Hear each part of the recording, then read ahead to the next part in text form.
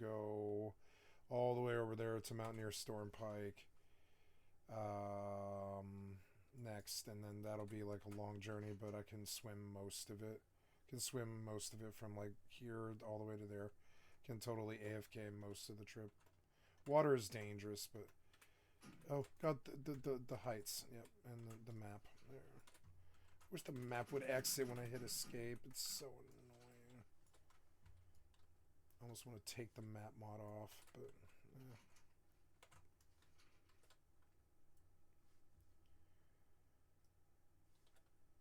maybe I should get rid of this map just based off that. It won't, it's nice and I can like zoom in on it and stuff and it's cool, but like, I don't know. It's a good map. Fuck it. I don't know.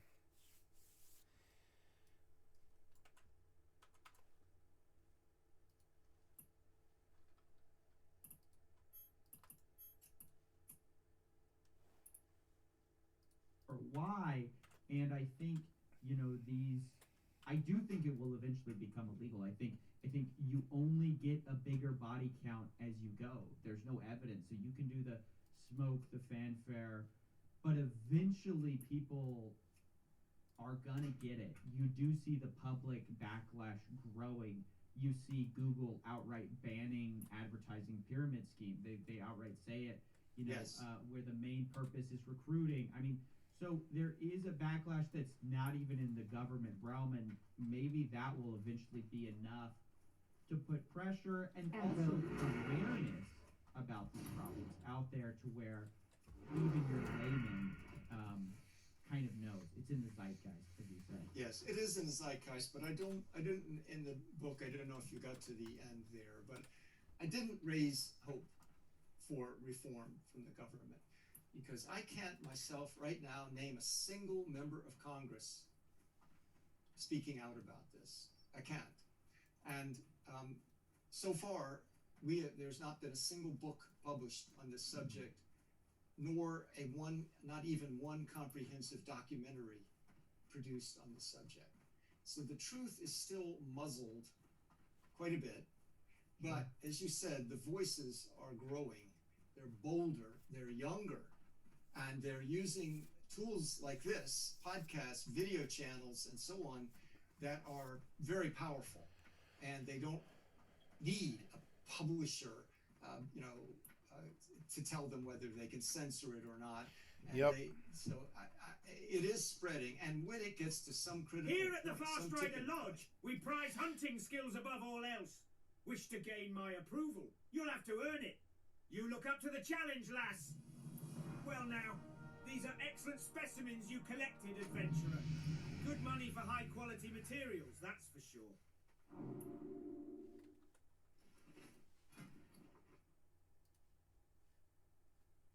4 stamina spirit. Couldn't it be like agility? Yeah. Wish it was better.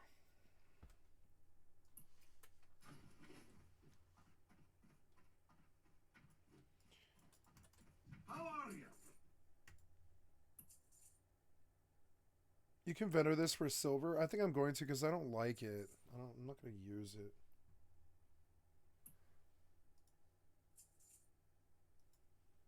I'm just going to vendor it. I'd rather have the money. All of this crap, really, frankly. Except some of it's actually really worth something.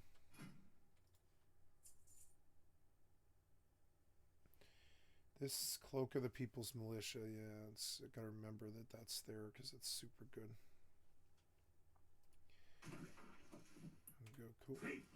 So, okay, now we go grind back all the way northwest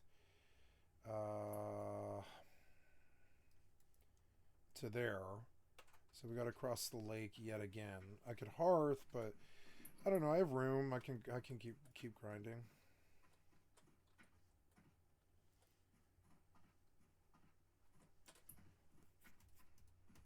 Then you'll probably see some politicians getting on board. No, I think you're right. I think there will be a tipping point. And let me tell you, I think you hit on a key point there, which is that a lot of these things are muzzled when enough power gets together and in the rings find a way to capture it, right?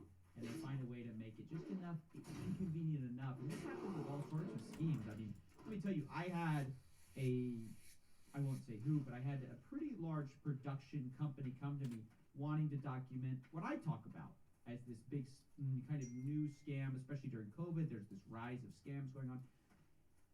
And we were 2 days before shooting, and they sent me a message saying, hey, we love what you do. We think it's important, but it's too much of a legal liability. We're scared. We don't want to put it out there.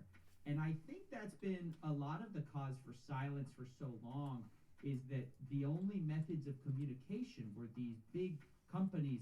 And a big company doesn't want to tango with another big company in a drawn-out lawsuit. I guess what makes me optimistic is increasingly there's media channels that are not constrained by standard protocol. It's harder and harder. I know this kid. I was just talking to him. He did an investigation. He went into World Financial Global, and he brought in a pin camera, right? And he made this big video about it. And when he put it out, immediately he got a cease and desist letter from World Financial Global. And his response was, "Okay, sue me." Yep. And it's just like you could never have imagined that happening with NBC putting out something like that. They never would. They never would do something like that. It's too risky. It's too much of a liability. And so that brings hope to me, and I think you have to give people hope. I think it's a curse of the human psyche. We have to have some level of hope. Otherwise, it becomes too convenient to just not pay attention. I think if you don't have hope, then it's, well, why am I even bothering, you know? Yeah, well, I have, in my own work, and I said this in the book, because remember, you asked me the first question you asked, how long have you been doing this? 22 years. 22 years. Can you endure 22 years without hope? I've been sued. I was involved in a large lawsuit. One of these harassing lawsuits went on for 5 years. Wow. And I've watched website after website go down under these threats in the past. I've seen so many people just back out of speaking, whistleblowing under the pressure. And yet, what I have observed, tracing this over time and being a part of it, it never stopped. People kept pushing forward. They kept going on. And I think the truth of multi-level marketing, the real truth, is so compelling, and the trend here, the phenomenon, is so large, so important. It will not endure. It can't hold. It can't hold everybody down. It can't keep these voices down. So people are speaking. People will keep speaking. I've kept speaking, but not because I could see some end point.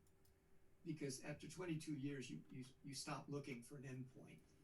You just mark it. Sure. You just mark your days and your months as they go along. Right. As long as you know your Yep, that's how I feel too. I'm not even marking my days and nights anymore. Like I don't know how far I am in, and I don't care. I'm like a year and 8 months or something. I haven't even counted.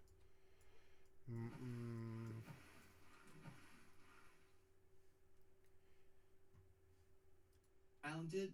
There are people getting it. There are people growing. You see some change occurring, which I have certainly observed, and that's where you gain your strength. But you don't get it really.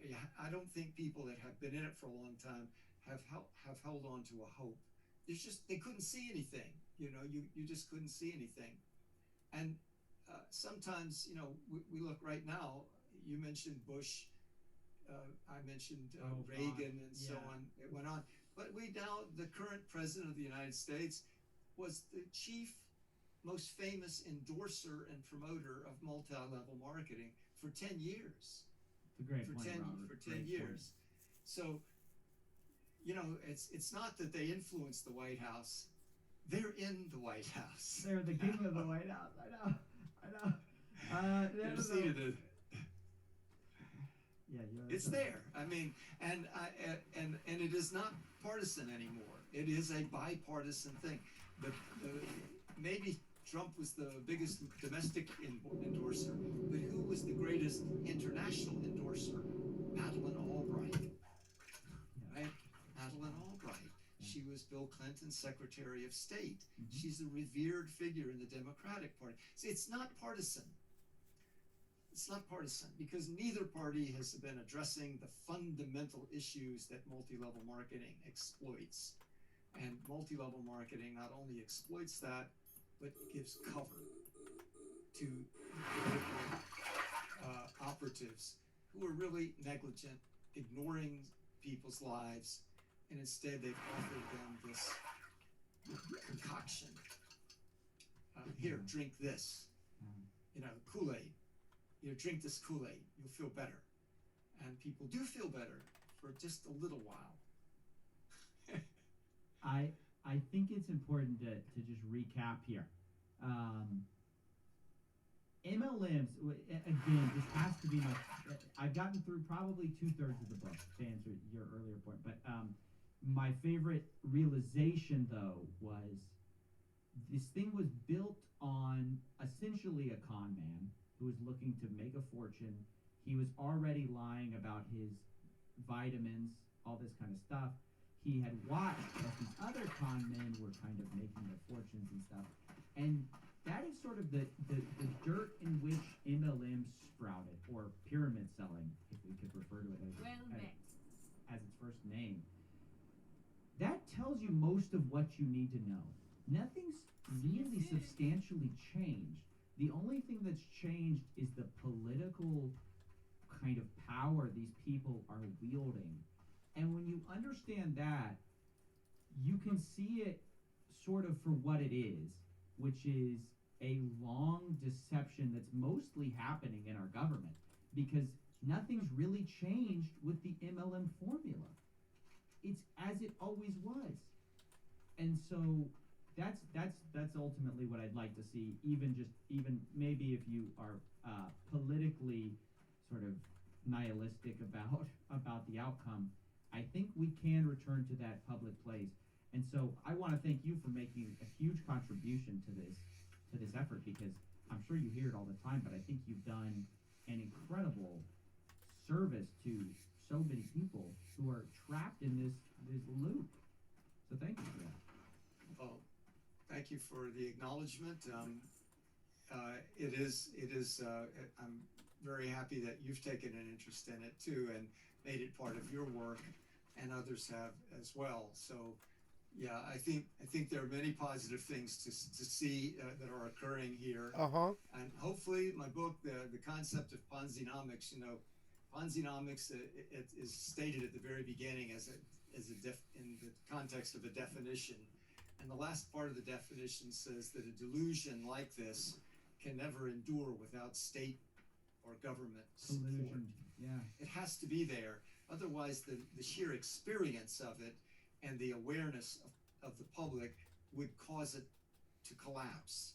But if it has enough authority behind it to back it up and hold it up, it can endure for a very long time, as we have seen. But when enough of the public really pierces it, demystifies it, recognizes it as cultic, and understands the elements of it, that it's not a business. You know, it's pulling the curtains back and you see the little guy with the smoke machine and the levers and making the sounds, and that's it. And then it's over. Yeah, well, guys, please go get yourself a copy, because I can't recommend this book enough. For nothing else, the amount of historical digging and collecting you've done here, I think you deserve, you know, a round of applause, because I've never seen. I don't think anything like this exists, as you point out. I mean, no, it doesn't. So if you have any interest in multi-level marketing, I know we have the Business of the 21st Century, Robert Kiyosaki. This should be the companion piece to that, Ponzinomics by Robert Fitzpatrick. Did you see a lot when is of it coming out? cold in there? By the end of the year, and that's another part of the story. Is publishers are frightened of this thing, but unfortunately we do have, they really are, just like your experience with a unnamed major. Publishers are just like that for the same reasons, but you know, we don't need them. So the book will be out in both hardback and ebook by the end of the year. Okay. And so when you publish it, I will include a link in the description. Just send me an email, let me know it's out. So if you're watching this in the future, because I know that's You know, that's the magic of YouTube. If you're watching this in the future and you can look below the fold in the description, there will be a link very soon. So thank you, Robert, for coming on the show, sharing your 22 years of wisdom about multi-level marketing and exploring. Yeah, this was good. It was really good.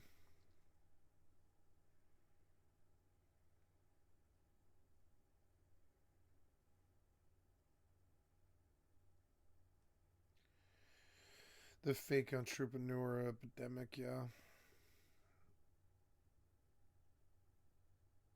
Griftonomics, yeah. Like Griftonomics is what actually got adopted. That guy called it like Ponzi-nomics, but it's actually Griftonomics. Yeah, it's like the grifting. Yeah.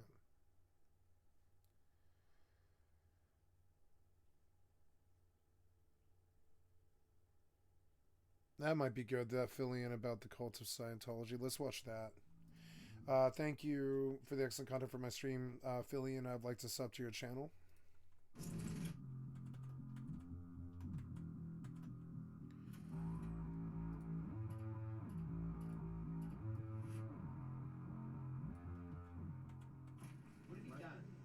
What are my crimes? Yeah, exactly. I'm sorry, I haven't overt on that. What are you afraid of, dude? What are you afraid What of? are my crimes? What are you afraid of? Don't you have a team of What are people? you afraid of? Why are you afraid of Hubbard? Why are you afraid of Hubbard? Yeah, You know what is your problem? Why are you I'm not not permission? afraid of Hubbard. I'm vastly amused by Hubbard. You don't have permission to shoot me, okay? Put the camera down. But you're on the public street. Put the camera down. You don't have my permission. You don't legal. you get faces without a camera? Mark, why don't you put the camera down and faces? The asteroid is Familiar with that term? defeated. I mean, I'm here. What are you afraid of? What am I afraid of? What? Answer my question. Well, there's plenty to be afraid of. Answer my Scientology, question. But I'm here, aren't I? You haven't answered my question yet. What are you afraid of? I'm not afraid. You, you wouldn't be afraid. Oh, I if you dinged. I'm weren't doing 19. what you're doing, Sweet. Mark. You're doing something. It's proof that you're afraid. You're afraid of the success of Scientology. Because people 5 in precision. What are you, Sweet. Mark? Spit them out. Get it off your chest. Okay, now I hearth because yeah, we're like done with this zone for a couple of Scientology, levels. The one and only religion founded by a literal science And we fiction go to Red has Ridge. been rapidly growing since its birth in the 20th century, and it's not stopping anytime soon. Scientology's success comes from their ability to conform to modern culture, as well as market their religion to anyone. For instance, a Muslim can be a Scientologist, a Christian can be a Scientologist, even a Satanist can be a Scientologist. No one is barred entry from the church's legendary philosophy. Wow, I didn't know They'll that have part you of it. believe A through Z when it comes to their founder's dogma, but it's all a scam, masked as self-help, acting as a religion. It doesn't take a genius to see that Scientology is one big lie, the last-ditch effort by a desperate man to solidify his name in history. It's been dogpiled Or by a cruel critics and joke. accusers, I think it's a even cruel labeled joke. as a cult, if not the Oh, look, I have single 75 greatest silver again. deception ever pulled off. But Let's go despite buy all the bad bracers press, finally. Celebrity catastrophes, government And sell stuff. operations, and shit movies, Scientology manages to collect approximately $500 million annually, all thanks to their capitalist vision and I think I better set to Stormwind and just sell all the time and then fly back to wherever it is I'm leveling. Because, yeah, like I like having, like, yeah, like it's cool. But once it's all, now it's all connected. So I don't really need, like, I'm going to set in Stormwind definitely. Where would you like to fly to? tax-exempt status. They reach millions of people that continue to promote the founder's teachings and practices across the globe. A founder who claimed his divine religion would awaken superhuman abilities deep within the mind, turning individuals from ordinary to extraordinary. A founder who claimed his tools can cure generations. He only asks for one thing, that you sacrifice every dollar you have, course after course, years of devotion to the cause. Then, and only then, will you be a Scientologist. Finally gifted with the secrets of not just science and religion, but the late founder's very own buried knowledge of our world and beyond. Most Most of the information in this video surrounding the founder of Scientology comes from John A. Tack, a former Scientologist turned critic who explains his analysis of the religion in A Piece of the Blue Sky, as well as Russell Miller, the author of Barefaced Messiah, a critic of Scientology who used the Freedom of Information Act to gather enough credible information to challenge Hubbard's tall tales. And lastly, HBO's award-winning documentary, Going Clear. Regardless, to this day, Hubbard is revered as a messianic figure within the Church of Scientology, as it is entirely based upon his written texts and lectures. Now all we're asking you to do is pick up where he left off. But I don't know any of this stuff. Neither did Elrond when he started. He said he just closed his eyes and wrote down whatever came to mind. You can do the same. Just let it flow.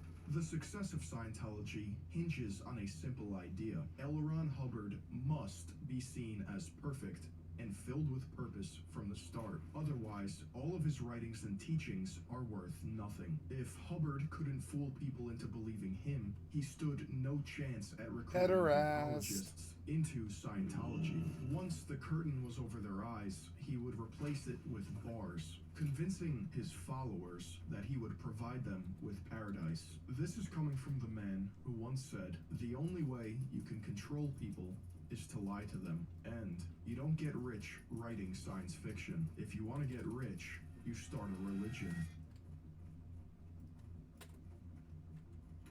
There are three wildly differing realities when it comes to dissecting Scientology. Old Scientology, which we will call Hubbard's Truth.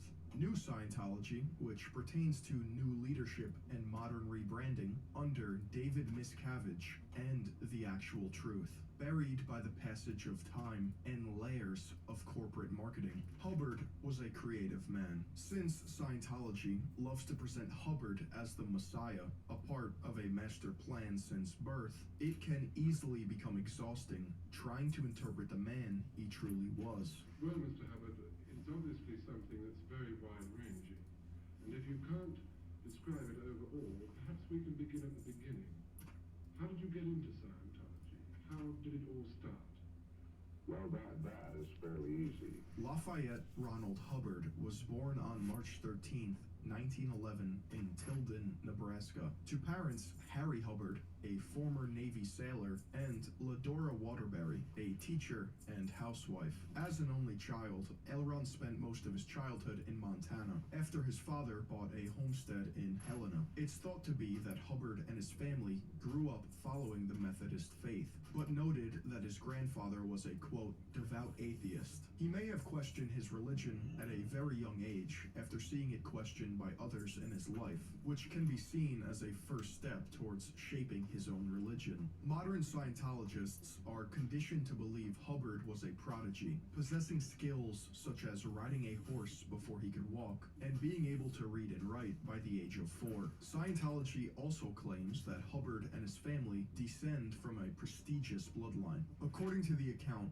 published in the Church of Scientology's Ability magazine in 1959, Hubbard, quote, descends from the Count de Loo, who entered England with the Norman invasion and became the founder of the English de Wolf family, which emigrated to America in the 17th century. The Count de Loo title came from Hubbard's ancestor, who, according to the fable, saved the King of France from an attack by a wolf. The king granted him an honorary title, eventually anglicized to De Wolf, the name of Hubbard's maternal grandfather. This story was never substantiated and acts as just another lie sold to the masses in order to legitimize or popularize Hubbard and the church. The reality is, Hubbard's life drastically changed as constant travel became the norm for his family. Hubbard's father re-enlisted in the Navy during the onset of World War I, forcing the family to relocate to San Diego and Seattle.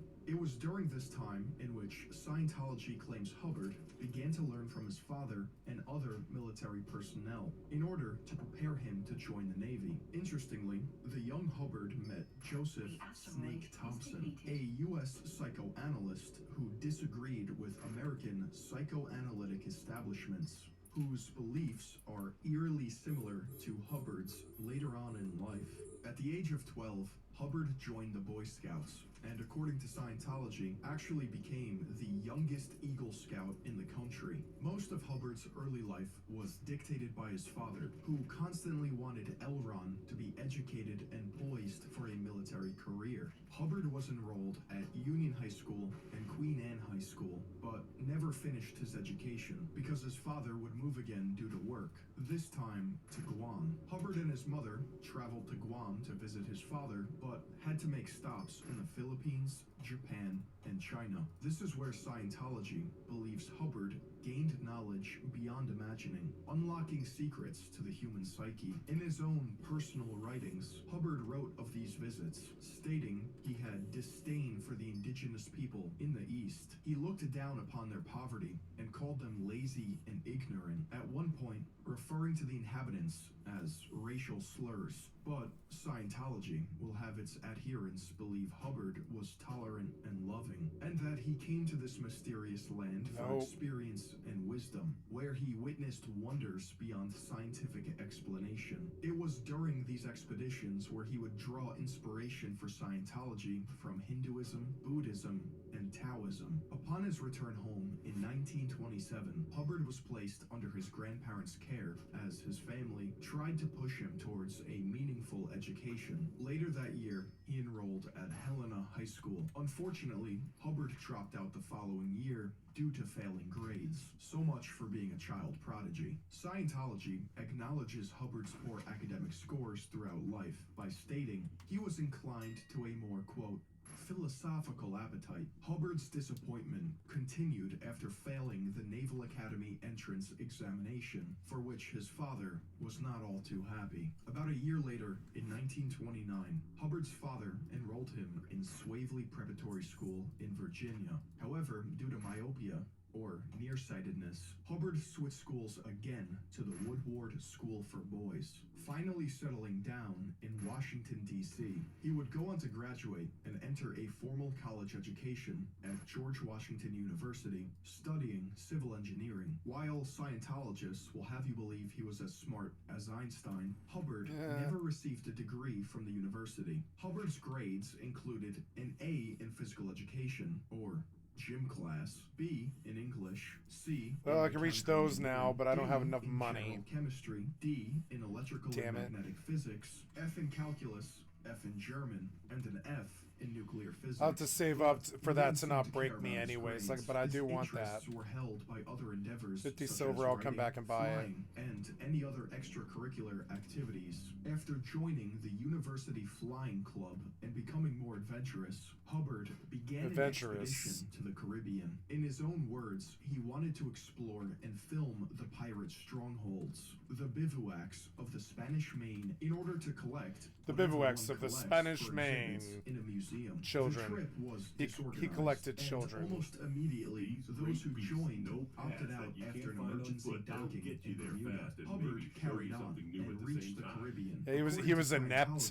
This trip was a successful adventure, similar to his journey in Asia. He almost died. Hubbard himself disproves this claim. As he once stated, the expedition was a complete financial bust. Even the captain of the ship was quoted as saying, "The worst trip I ever made." After the expedition collapsed, multiple members demanded refunds. Ashamed, Hubbard did not return to George Washington University the following year. His father, once again disappointed in his son's mistakes, volunteered him for the Red Cross, Damn it, son. in which Hubbard took part in a trip to Puerto Rico. While en route, Another place Hubbard you can get little decided kids. to abandon the Red Cross and his father's plans by joining a mineral surveyor in hopes of finding lost gold. Lost Hubbard was gold. using state-of-the-art technology, unheard of at the time, which allowed him to escape his father's demands by masking his digital location. Which is why today's video is sponsored by Surfshark VPN. Surfshark VPN keeps your online identity safe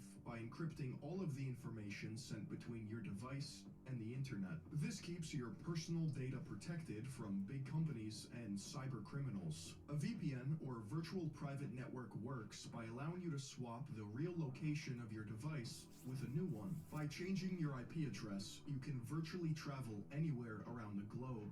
Surfshark has over 3,200 servers to choose from in over 100 countries. With Surfshark, you can access and unblock content libraries and streaming services from other countries, like Netflix or even HBO Max. You can also bypass censorship by unlocking websites that are blocked by geo-restrictions.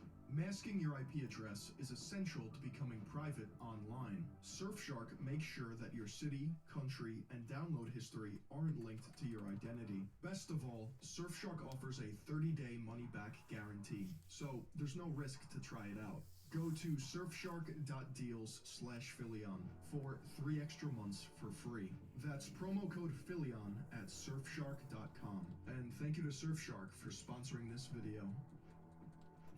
Hubbard's gold search didn't last very long, returning to the States in 1933 empty-handed. However, he did meet a fellow glider pilot by the name of Margaret Grubb. The two fell in love and had 2 children, L. Ron Jr. and Catherine May Hubbard. The family was constantly working to sustain a livelihood, but Hubbard was lucky to find a new, enjoyable occupation as a writer.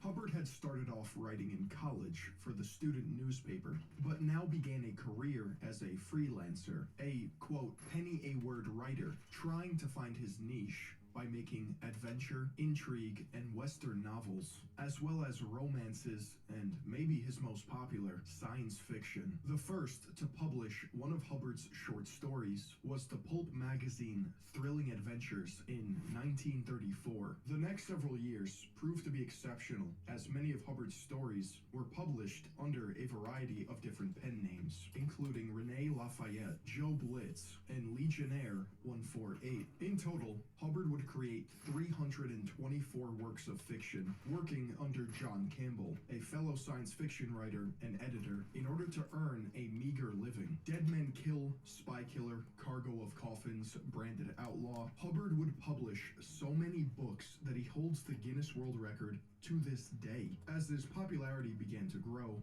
Hubbard encountered a life-changing moment at a routine No, I'm just dental kidding. visit that He caused actually him to was an undergo okay a writer. near-death experience. This moment is believed to have caused Hubbard's distrust in psychiatric drugs and to reject psychology altogether. This near-death experience also inspired Hubbard to create a manuscript titled The One Commander, or Excalibur. This work was never published and is believed to be an early version of Dianetics. He had truly believed his profound experience and writing thereafter would, quote, revolutionize everything. That anyone who read his work would, quote, either go insane or commit suicide. When speaking publicly on Excalibur, Hubbard told a convention of science fiction fans that the work came to him when he died. He came to a realization while dead, described as a tremendous inspiration or a great message which he must impart to others. He sat at his typewriter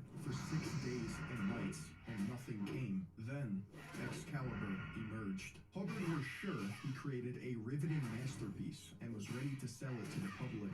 Instead, the failure of sales led him to become depressed. His luck would only change 20 years later, when Scientology publications would try and sell copies of Excalibur for $1,500 a piece. That's almost $17,000 today. Amid a failing writing career, Hubbard began to look for new paths of success that would increase his wealth and reputation. In the hopes of resurrecting his old adventurous self, Hubbard joined the Explorers Club in 1940. Attaching the Explorers Club flag to a sailboat, Hubbard and his wife set off to Alaska for an Alaskan radio experimental expedition. This adventure was short-lived. Within 2 days of embarking, the ship's engine failed, and Hubbard did not have enough money to repair it. No oil. By writing stories and contributing to the local radio station in Ketchikan, Alaska, Hubbard earned enough money to fix the engine and returned to the mainland U.S. He got stranded in After Ketchikan. returning from yet I dated another a girl field, from Ketchikan, actually. Good fishing town. Odyssey, Hubbard applied to join the United States Bristol Navy, Bay. most likely in a bid to satisfy his father. Hubbard began training as an intelligence officer, but while in Australia, a military report concluded Hubbard was, quote, not satisfactory for independent duty assignment. He was not trusted and seen as a liability by the Navy. But World War II was on the horizon, and the United States needed every man they could get. After being relieved of command at a naval shipyard, Hubbard was sent to submarine chaser training in Portland, Oregon. As you could expect, he wasn't much of a submarine officer as well. It is documented that he once engaged in battle with an enemy sub for 68 hours. Upon being called back to the States, it was concluded that no submarines were in the area, and Hubbard had been battling a, quote, known magnetic deposit. I don't know if this is common amongst submarine circles, but 68 hours? Come on. Hubbard was once again relieved of command after firing upon the Coronado Islands, which belonged to Mexico. It was almost as if he wanted to be discharged from the military. The upper echelons of the Navy. Oh, hey, I got an upgrade on Hubbard throw. should be Cool. strictly assigned, quote, duty on a large vessel where he Level can be 11. properly supervised. During Why weren't his you- remaining time in the whatever. military, Hubbard complained about a series of ailments such as malaria, ulcers, and back pain, which, according to his own private writings, were excuses to keep the Navy from punishing him. Hubbard was unable to follow in his father's footsteps, as the Navy had finally had enough of his antics, restricting him to duties ashore within the continental U.S. In 1946, he was transferred to inactive duty and had to find yet another way to sustain a livelihood. After World War II, Hubbard was a lost man, believing to be a burden on his family and friends. He chose California as a possible new start to life, while abandoning his wife Margaret and 2 children. With a bit of blind luck, he befriended John Parsons, a rocket propulsion researcher and occultist. Yeah, you heard that right. Parsons was a Thelemite, a follower of the infamous Aleister Crowley, and member of the magical order Ordo Templi Orientis. Parsons let Hubbard stay with him in his Pasadena mansion, apparently only allowing a room to people who were atheist or of a bohemian disposition. In a hilarious twist, Hubbard began to be sexually involved with Parsons' 21-year-old girlfriend, Sarah Northrop. Oh, What's no. funnier is Parsons wrote to his mentor Crowley of Hubbard's arrival, stating, Hubbard is a gentleman. He has red hair, green eyes, is honest and intelligent, and we have become great friends. Oh, He moved in no. with me about 2 months ago, and although Betty and I are still friends, she has transferred her sexual affection to Ron. Although he has no formal training in magic, he has an extraordinary amount of experience. He has an ex-wife and 2 kids. Like, as in, like, he just left them. And understanding in the field. From some of his experiences, I deduced that he is in direct touch with some higher intelligence, possibly his guardian angel. He describes his angel as a beautiful winged woman with red hair, whom he calls the Empress, and who has guided him through his life and saved him many times. He is the most Thelemic person I have ever met, and is in complete accord with our own principles. Parsons admired Hubbard and thought of him as having the perfect mind for an occultist. Hubbard became an enthusiastic member of the OTO cult, earning him a spot at the Babylon Working. The Babylon Working was a sexual ritual intended to summon forth the supreme Thelemic goddess so that Parsons could impregnate her in order to bring forth the Antichrist. No one knows what Parsons or Hubbard did behind closed doors, but the goddess arrived days later in the form of Marjorie Cameron, an American actress and fellow occultist. The fact that Cameron joined their rites after the ritual convinced Hubbard, Parsons, and Northrop to create a business together named Allied Enterprises. The trio poured Allied almost all of their savings Enterprises. into the company and had a It specific might be plan criminal, but it's allied and it's an enterprise. to buy yachts in Miami, sail them to the West Coast, and sell them for a profit. However, Hubbard Why not? That's actually a brilliant fucking idea. Buy a yacht, sail it to LA, fucking sell it. It's genius. didn't like this idea, and after a short while, changed the plan to visit But you'd have to have Central and South America. you'd have to have some money. Like, definitely. You'd have to have, like, some 6 figures or something. But, man, never thought about doing that. But that could be some solid-ass money. He wanted to collect writing materials and enjoy a cruise while doing so. Parsons and Crowley decided Hubbard was a trickster, a swindler who was going to backstab them. And they were right. Allied Enterprises was dissolved, and Parsons, who put most of his wealth into the company, only received a meager promissory note. He was forced to sell his mansion to developers in order to recoup his losses. Hubbard had stolen this man's wife, his home, and basically his whole life. After the dust settled, Hubbard married Sarah Northrop while still technically married to his first wife. Oh. And purchased a trailer in Laguna Beach, California. Oh my god.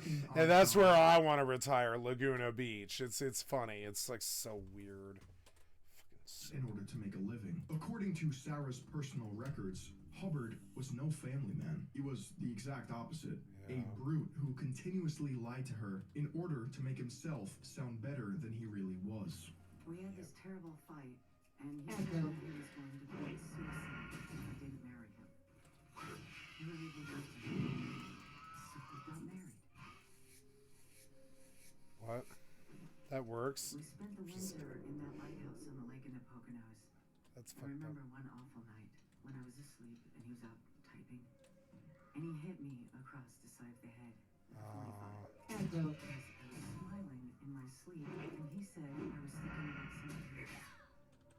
Hubbard began writing science fiction again, selling tons of novels, such as Old Doc Methuselah and To the Stars. But Hubbard never really made any money writing science fiction, and would repeatedly beg the Veterans Administration to increase his war pension. Though the VA did help Hubbard by eventually increasing his pension, he sought other means of making money. For example, on August 31st, 1948, Hubbard was arrested in San Luis Obispo, California, for petty theft. He escaped prison time, but had to pay a $25 fine, almost $300 today. He had no money, which brought him back to square one. After destroying Parsons' life and earning a reputation as a scam artist in California, Hubbard and his new wife Sarah moved to Savannah, Georgia in 1948. As an only source of income, Hubbard had to start writing again, but this time, instead of romantic space wars, he began the foundations for what would become Dianetics. Hubbard's articles were not all that interesting enough to gain attention, save from one man, his editor, John Campbell. No, he didn't steal John's wife either, but he did take advantage of John's fascination with parapsychology in order to sell his, quote, research. Campbell must have been more than excited upon hearing about Hubbard's works, because he invited the newlyweds to live in a cottage closer to him in Bay Head, New Jersey. In 1949, delving deeper into the creation of Dianetics, Hubbard came across the greatest legitimizing tool to bring his new pseudoscience into the mainstream world, a doctor, Joseph Augustus Winter. Hubbard, Winter, and Campbell came together to develop Dianetics, which was effectively Hubbard's idea of therapy. Dianetics' main premise was that the brain registers every experience and incident in a person's life, even if they're unconscious. As you go through life, your mind registers everything that happens to you. Every experience you've ever had, from the beginning of your existence until this very moment. These experiences are stored as pictures in your analytical mind, the conscious part of your mind that thinks rationally, remembers, and solves problems. Traumatic events were specifically stored as engrams in a reactive mind and could be later triggered in life, resulting in mental and physical issues. By performing a technique called auditing, these engrams could be cleared, resulting in an individual with an increased IQ and cured of any physical ailments. This would be known as the clear state. All religions would seem to have a discipline.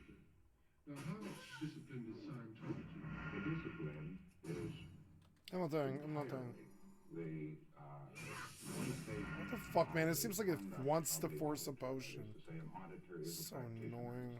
He listens and he This stuff is too high. According to Dr. Winter, the Dianetic practice of auditing cured his son's fears of the dark and ghosts. Campbell believed Dianetics to be truly remarkable, that the mind I think I'm in the rules wrong body spot. completely, standing by the fact that physical illnesses such as ulcers, asthma, and arthritis can all be cured. It's too much Dianetics link and they're all would too become high. Hubbard's fastest selling novel and #1 bestseller, but it didn't go without criticism. In 1950, Winter had a falling out with Hubbard and his pseudoscience, resigning from the HDRF, or the Hubbard Dianetic Research Foundation, declaring, quote, differences Bullshit. between the ideals inherent within the Dianetics hypothesis and the actions of the Foundation. Winter began to see through Hubbard's claims and believed Dianetic techniques could be potentially dangerous if performed incorrectly. Winter also wrote that he never witnessed any individual reach a state of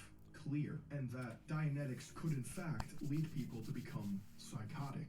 Even after the controversy, Hubbard abandoned any other type of job and turned to fully promoting Dianetics. In the following decade, he would go on to write dozens of books and give thousands of lectures to establish Dianetics research amongst institutions. Dianetics almost... For a man who really didn't believe in psychiatry, he spent most of his life trying to push psychiatry on people.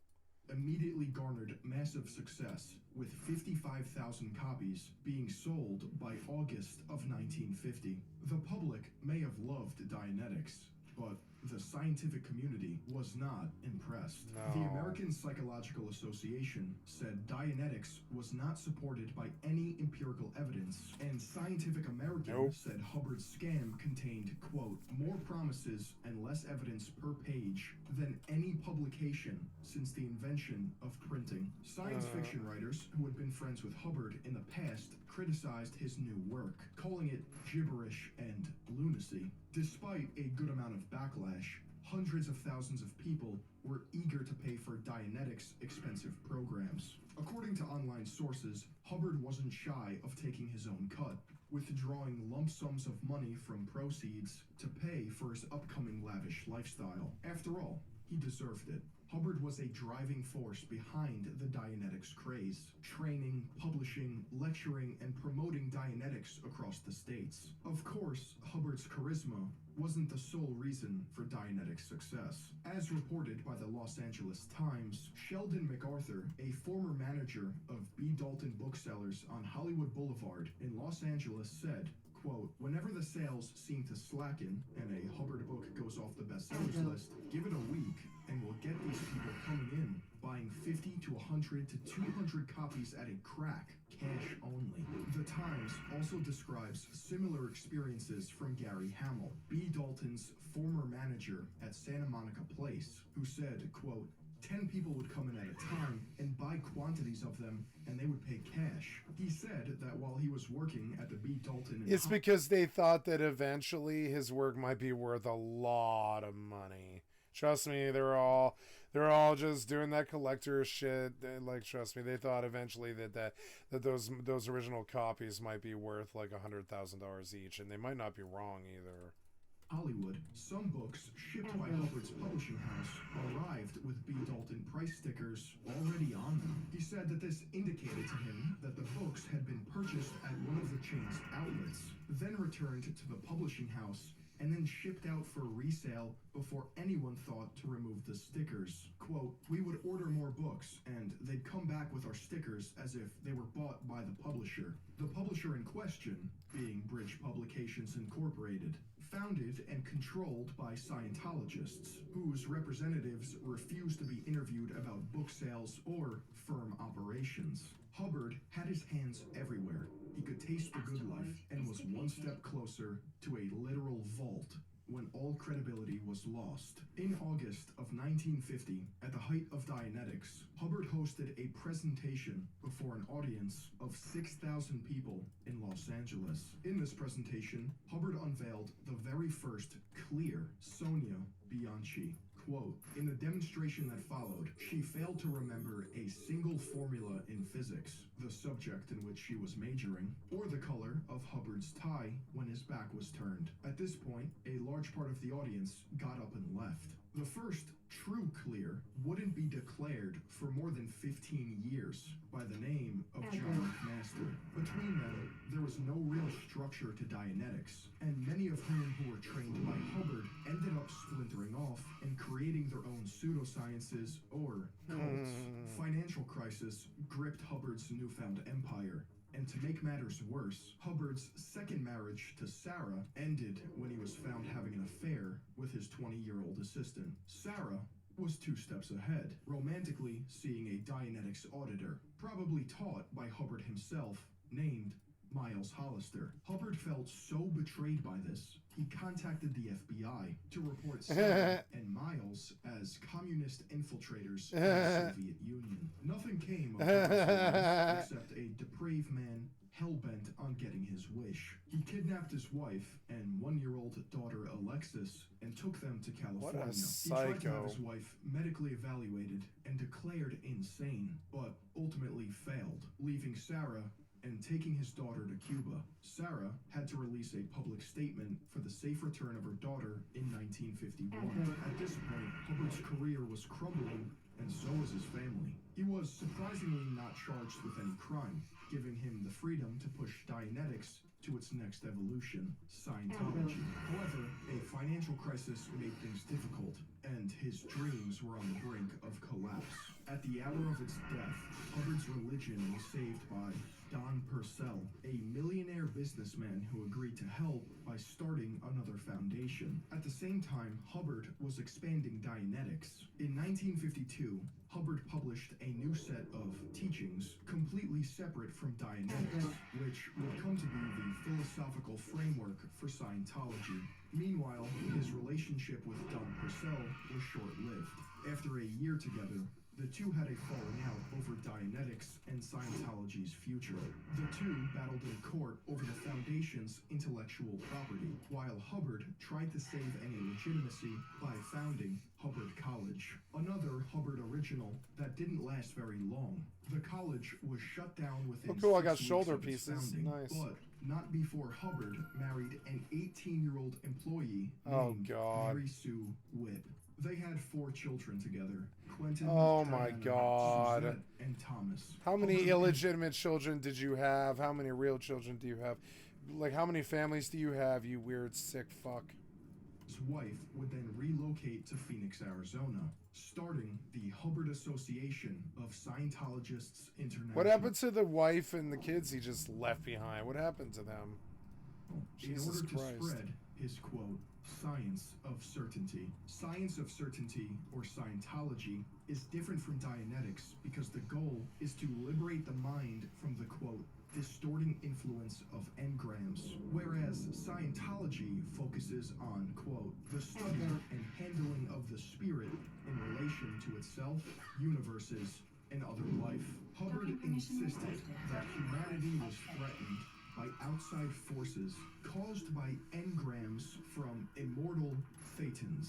So it's science fiction. Hubbard was most likely worried he was going to lose the copyright of Dianetics to Purcell, and so created Scientology in its place. There are even reports claiming Hubbard plagiarized the description of thetans with the description of astral projection in occult literature. At least, Hubbard was creative enough to add a bit of his own flair, a new device called the E-meter. Allegedly, the E-meter is capable of measuring the strength of small electrical currents passing through an individual's body who is in the process of being audited. This current is able to pick up on emotional disturbances and detect any stored engrams.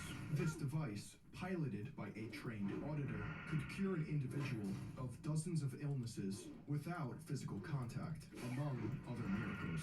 As Scientology grew slowly, Hubbard proposed opening a chain of spiritual guidance centers, while charging roughly $500 for a 24-hour auditing program. Quote, we don't want a clinic.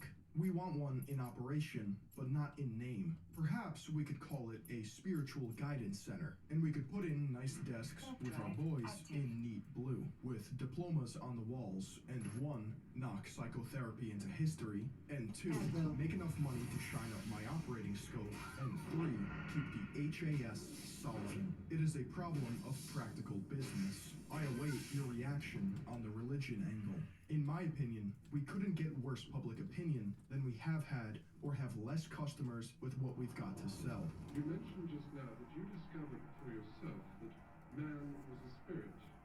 Are you here comparing Scientology with a religion, any religion in fact, that also sees man as a spirit? Well, man has conceived man to be a spirit for many more years than he has conceived man to be an animal. Scientology businesses became Scientology churches, and some auditors began masquerading as clerics. If they were detained while carrying out their duties, Hubbard instructed them to sue for millions of dollars for molesting, quote, a man of God going about his business. A few years later, he urged Scientologists, quote, if attacked on some vulnerable point by anyone, anything, or any organization, always discover or fabricate enough threat against them to make them sue for peace. Never, ever defend. Always, always attack.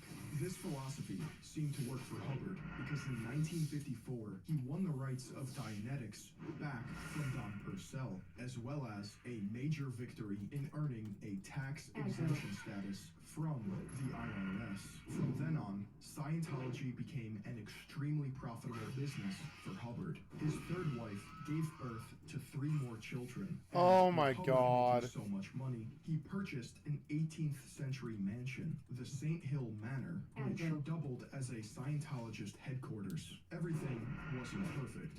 Hubbard's insane wealth was suspicious, enough that the IRS withdrew their tax exemption status from their Washington, D.C. headquarters in 1958. After monetary data concluded Hubbard was unreasonably profiting from supposed nonprofit income. Roughly 10 years later, the IRS did the same to Hubbard's California headquarters, stifling his income on the basis he operated a commercial enterprise rather than religious. The FDA also got in the ring, choosing to not agree with Scientology's medical claims, seizing valuable inventory from the church, including their infamous e-meters. The church was mandated to label all e-meters as a religious artifact, quote, ineffective in the diagnosis or treatment of disease. The only country to ban Scientology outright was Australia. A few states, such as Victoria, banned Scientology altogether, reporting that the process of auditing involved command hypnosis. By this point, Hubbard hated the United States, or, in particular, any regulation agency in charge of protecting the public. These institutions were simply small hurdles slowing down Hubbard's proselytization. The FDA, IRS, and FBI could not stop him. And Scientology itself, it is not exactly a religion. Scientology could be called, well, you could call it a religion of religions. A global community began to grow that could not be ignored. At the turn of the decade, in 1960, Scientology had gained worldwide fame, leading to governments eyeing Scientology as a perceived threat. Hubbard was a radical thinker, believing U.S. agencies and foreign governments had infiltrated Scientology with spies, and so he developed measures to defend his creation. People or groups judged as fair game would be punished and harassed by any means possible. In a letter sent to all Scientologists, Hubbard explained fair game individuals, quote, may be deprived of property or injured by any means by any Scientologist without any discipline of the Scientologists, may be tricked, sued, or lied to, or even destroyed. A security check involved an ethics officer who would question supposed spies or newcomers to the faith in order to deduce whether or not they were a suppressive persons. There were actually different types of security checks. Ones designed for staff auditors or field auditors, one for children aged 6 to 12, and one that consists of questions that apply to not just your life right now, but countless past lives. Did you come to Earth for evil purposes? Have you ever enslaved a population? Have you ever eaten a human body? Have you ever made a planet or nation radioactive? If the security checks weren't enough protection from those who would do him harm, Hubbard left St. Hill Manor and moved aboard his own private fleet, the Enchanter, the Avon River, and Royal Scotman, which would all be renamed later after Hubbard's visit to the Mediterranean as the Diana, Athena, and Apollo. This private fleet would come to be manned by the Sea Org, Hubbard's personal fraternity founded in 1967, described by former Scientologists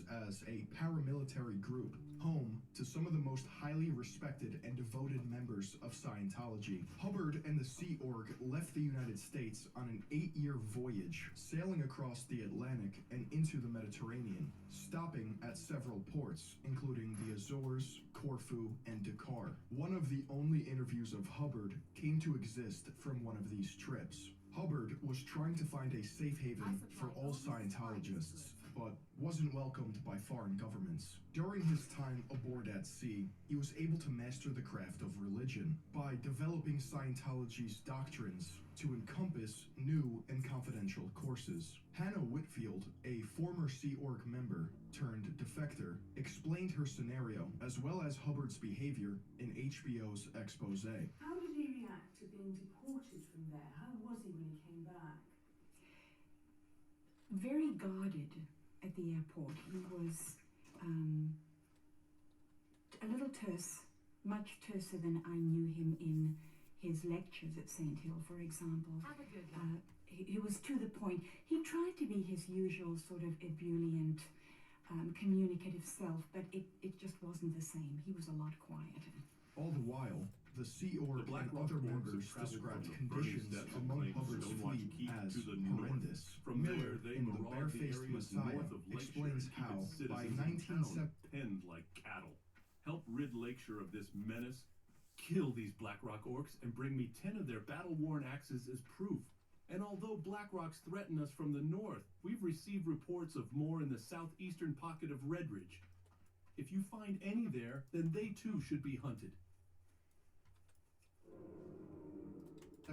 Sea Org members stretched to encompass young girls dressed in salacious clothing, who ran errands for Hubbard and senior Scientologists. Though Hubbard chose to embrace a vacation lifestyle while captaining his ships, hardship and legal threats lurked not too far behind. In 1972, facing charges of fraud and customs violations by the French government, Hubbard abandoned the Sea Org and lived a life of seclusion in Queens, New York. He would return to his flagship a year later, but his health had deteriorated drastically and would only get worse, which were brought on by heart complications in a motorcycle accident. In 1975, following a riot on the island of Madeira, Hubbard and the Sea Org returned to the United States to establish a brand new headquarters for Scientology. Scientologists sought to forge their own utopia.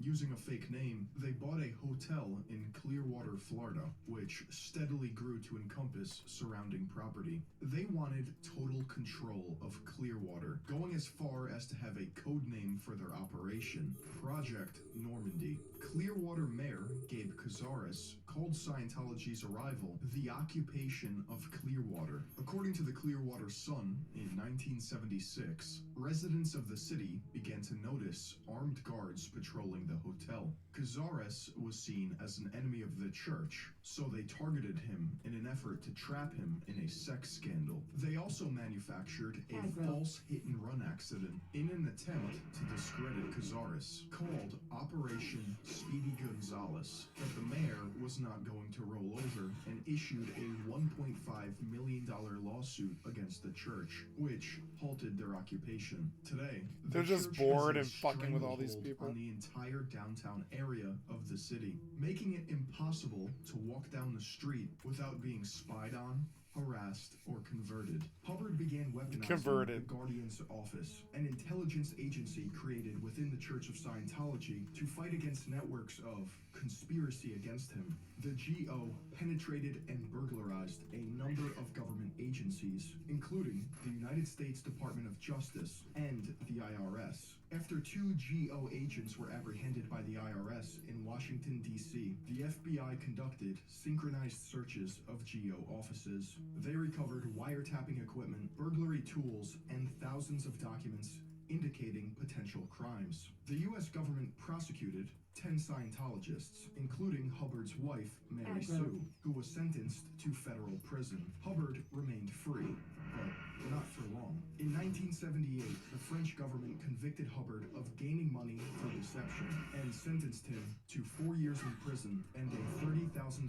fine by today's standards. France. Hubbard, not interested in sitting in a cell for years, decided to once again hide among the suburbs of California. Hubbard became a hermit, limiting correspondence with Scientology members and loved ones. I'm wanted in France, guys. As a fugitive, although he did find company, Pat and Annie Broker, 2 trusted messengers who helped Hubbard live on the move during the 1980s.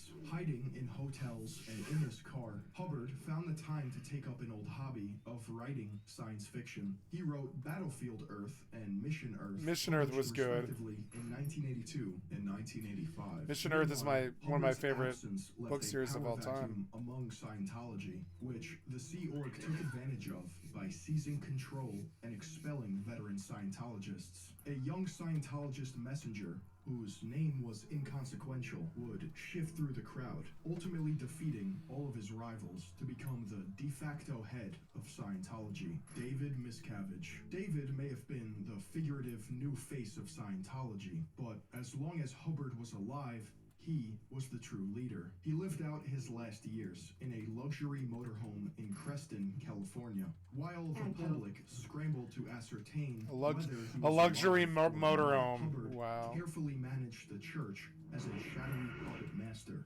Governments and agencies still search for Hubbard, but before they could find and indict him, L. Ron Hubbard passed away on January 24th, 1986. After suffering from a stroke the week prior. After Hubbard's death, Scientology would evolve into a completely different entity, one obsessed with innovation and transformation. It was time Scientology adapted to fit modern culture in the hopes of reaching new followers and retaining its status as an authentic belief system.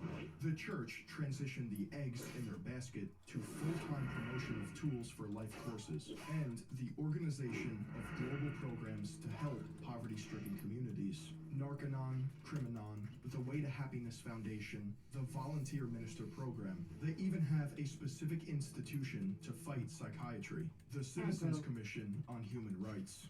Investigating and exposing psychiatry's inhumane and often lethal practices and defending the rights of its victims is the Citizens Commission on Human Rights. These institutions are focused on drug abuse awareness, rehabilitation, human rights, and literacy, and claim to offer tools necessary to help build a functioning society. Anyone outside Scientology believes these organizations are a public relations stunt, simply acting as institutions to bolster their reputation and feign legitimacy. Those inside Scientology believe these organizations act as an alternative to state-run companies who fail to help their citizens. Hubbard distrusted the government, so must his followers. They believe in what he started and that they have a duty to finish it. But do they actually follow Hubbard's vision? Or have they grown into capitalist conglomerates disguising an old man's fantasy behind bureaucracy? Well, they have a specific policy in place to make sure Scientology is always on track. The policy is called KSW, or Keeping Scientology Working, which has come to be the most important policy in the church, serving as the cornerstone for any action that takes place within the church. The KSW 10 points are: number 1, having the correct technology, which Hubbard asserts has already been achieved. Number 2, knowing the technology, which he claims many within Scientology have also achieved. 3, knowing it is correct. Hubbard says this comes from application and observation. Number 4, teaching correctly the correct technology. Hubbard claims this is done worldwide throughout Scientology. Number 5, applying the technology, which Hubbard also says is already happening. Number 6, seeing that the technology is correctly applied. Hubbard states that instructors and supervisors do this already. Number 7, hammering out of existence incorrect technology is the first problem area according to Hubbard, which he calls a weak point only handled by a few. Number 8, knocking out incorrect applications, which Hubbard says is not worked on hard enough.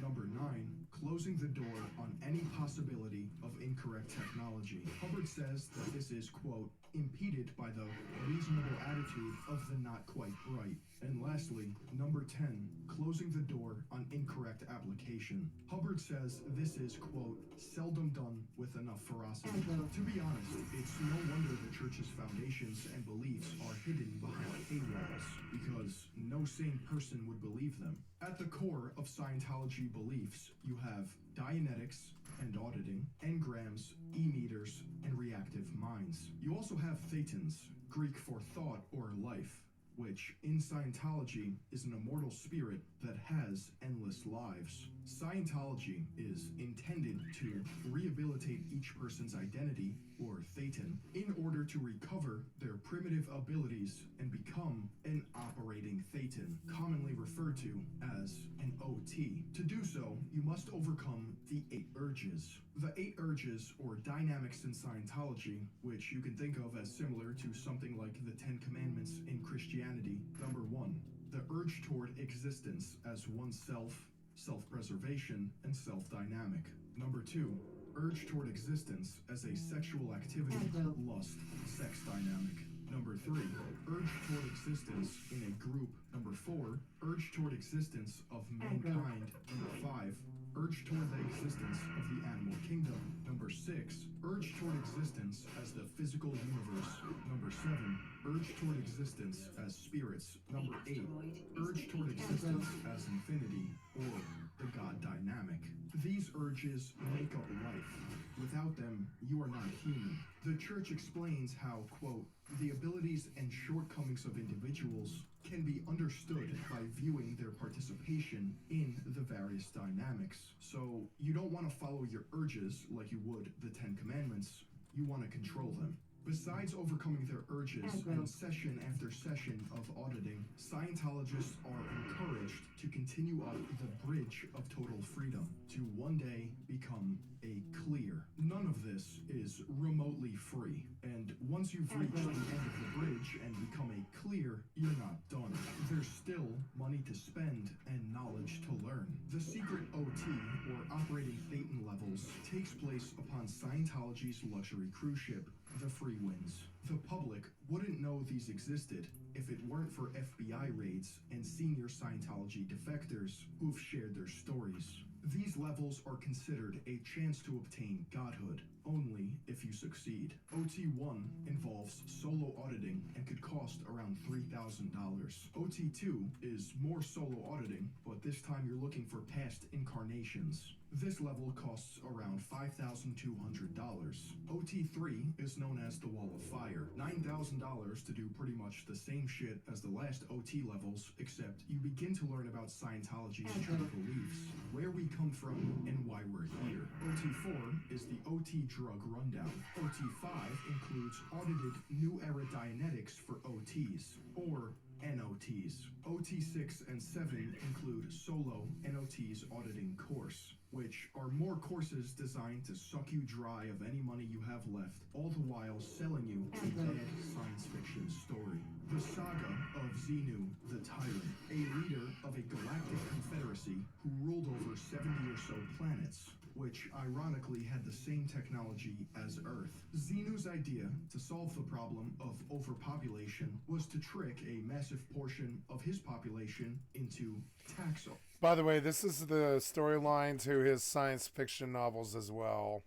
Audits. where he froze them and transported them to Earth in a spacecraft identical to DC-8 Airlines. The people, captured by Xenu, were placed around volcanoes in primordial Earth known as Tijiak, a prison planet in which the people were then to be killed by nuclear bombs. Billions of souls were thrown about the Earth, lost and without bodies. They were subsequently captured by Xenu's minions and forced to endure brainwashing. These souls are Thetans, and when humans are born, multiple Thetans latch onto your body and infect you with neuroticism. So humans are not just me and you in the here and now. We are also countless past lives of other humans who have lived before us, as well as human beings who were massacred billions of years ago, whose scattered souls or Thetans now search the earth in hopes of tainting humanity. It miraculously doesn't end there. There's stages above the OT levels where you are no longer an operating Thetan,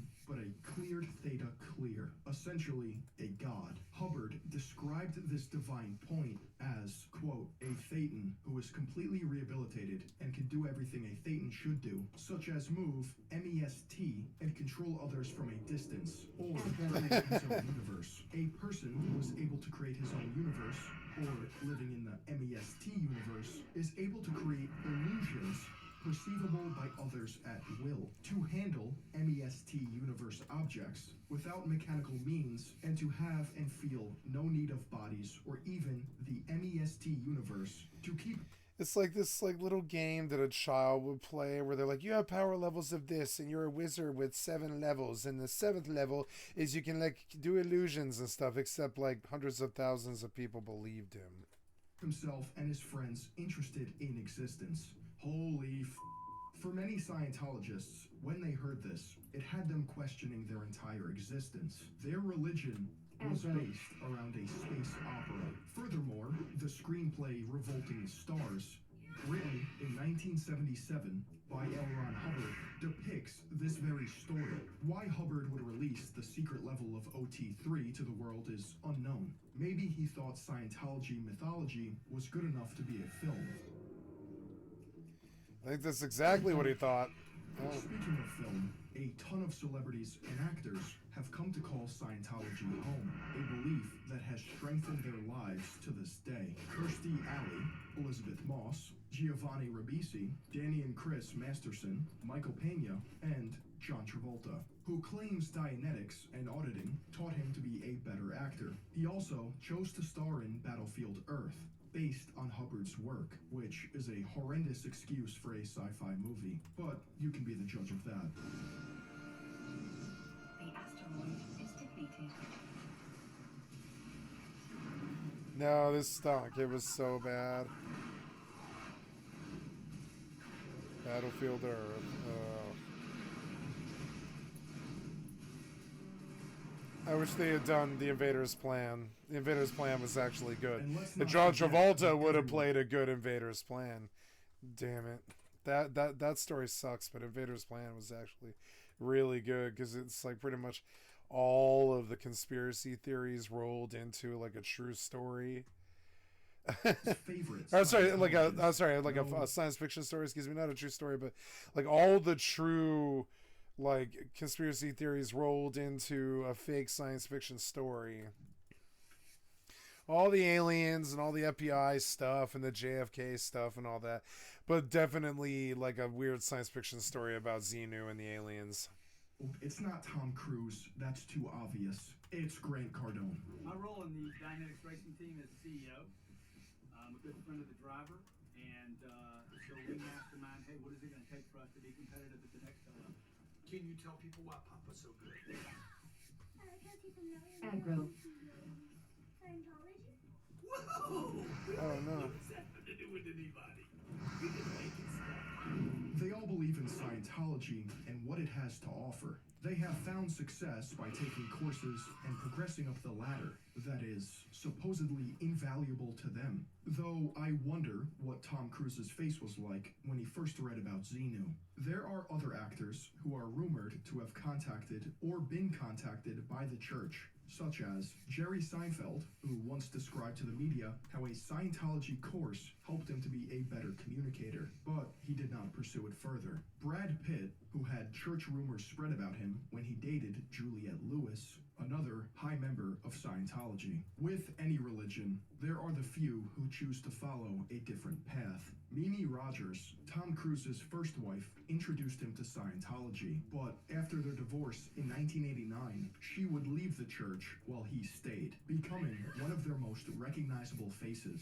Tom's second wife, Nicole Kidman, got up to OT level 2, but ultimately left the church and split from Tom. Katie Holmes, another wife of Tom Cruise, was, quote, fully immersed in Scientology during their relationship, but describes it now as escaping a nightmare. Katie, as well as Leah Remini, the Queen of Queens, have both been staunch critics of Scientology and its practices, appearing on podcasts or to the media to speak forth about the abuses that take place. When you start asking questions about what you're seeing in the news, which you're also not allowed to watch the news or read newspapers, you get interrogated. You get put into a room and put on an actual meter, like a lie detector test, apparatus, whatever you want to call it. Cans. They're thank you. silver cans. They're cans connected to a meter, which, Scientologists believe works. And they ask you for your crimes. Why are you asking these questions? You're connected to suppressive people, who is what the church calls their enemies. There is also the YouTube channel, Growing Up in Scientology, hosted by Aaron Smith Levin, a former Scientologist who updates his audience on all the things Scientology won't let us hear. Who could forget Scientology's very own Kids Bop? Oh, listen to that bass line, yeah.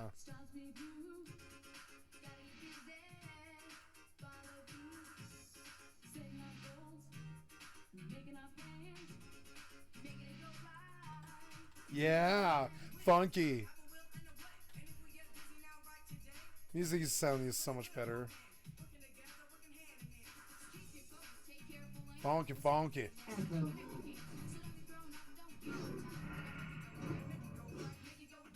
Scientologists break it on take down. Their music very seriously.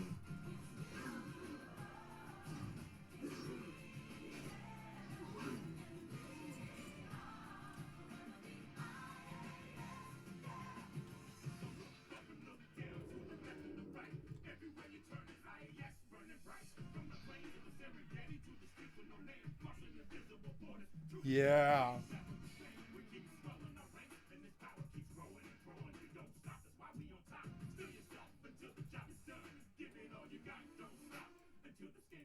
Most importantly, there is a fact that Scientology almost always inflates their numbers to seem as if they have ever-expanding members and earn more money than they actually do. If you had any doubts, these few celebrities don't come close to acknowledging how many defectors from Scientology there truly are. Jason Begay, Sylvia Taylor, Amy Scobie, Marty Rathbun, Mike Rinder, Paul Haggis, Alex Gibney, Lawrence Wright, even David Miscavige's father, Ron Miscavige, has left the church. If you were to ever listen to L. Ron Hubbard on a lecture, on a taped lecture, he was so charismatic, you listen to him and you think, these guys got to be telling the truth.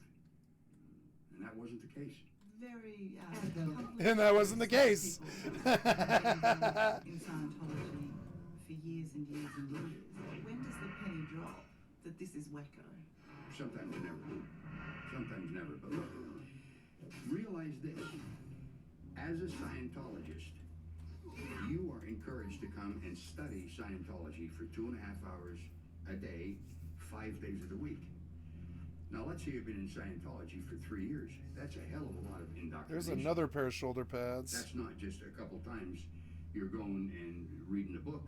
I can tell you it's one of the more insidious traps that you can get into.